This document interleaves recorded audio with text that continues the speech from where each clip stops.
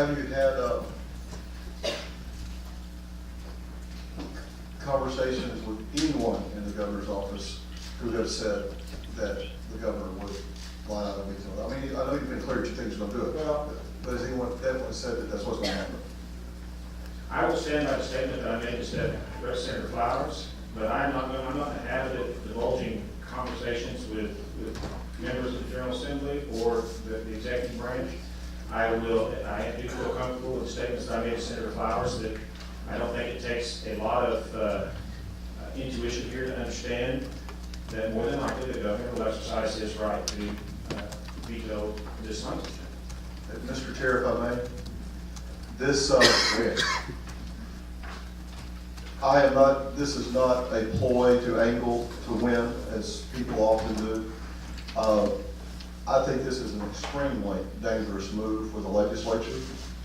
I love this governor, although he probably has his doubts right at the moment. But I don't care who the governor is. What we're doing is we're turning over the power of the legislature over to the executive branch. And the same thing that we complain about in Washington all the time. And this is going to come back upon us time after time. And as I said back in 2013, I will be here probably to say I told you so. I think it's a bad move.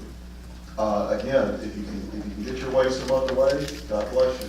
But I think this is a bad move. Thank you. Mr. Chairman, can I just respond?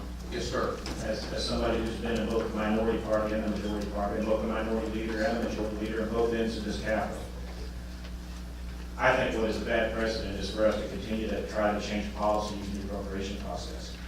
I think what is a bad precedent is for us to not only fail to accept the overwhelming will of the legislature, but then to say that if the governor dares to exercise his right of veto, we will still block an appropriation.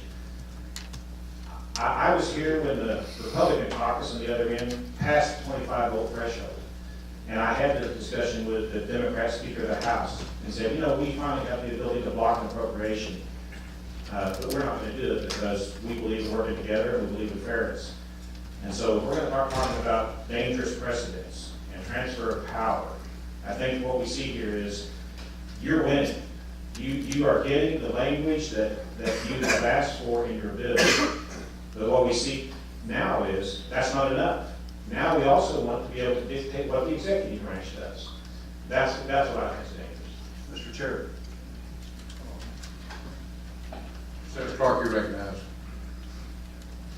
Excuse me, hit it again. Go ahead, you're recognized. I expect, although I would hope not, I expect the executive branch to push their power to the full. And as a checks and balances, I also expect the legislature to do the same. You made a couple of statements, Senator Hendren, that I don't agree with. One is, I would first ask, do y'all, if you want to have, I would say, if you want to have a constitutional amendment, have a constitutional amendment. Otherwise, it was put in the Constitution for a reason that we need a 75% agreement in both houses to pass a budget.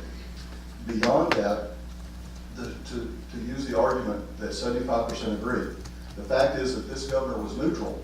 It wouldn't be anywhere close to 75%. So this is not like there's an overwhelming support for this. There is support for the governor, not necessarily support for the legislation. So again, I will say, we're setting a dangerous precedent, and we'll be able to come back and we point it out when it happens. It's not that I don't expect you to do it. I just want to be on record that it was a bad idea.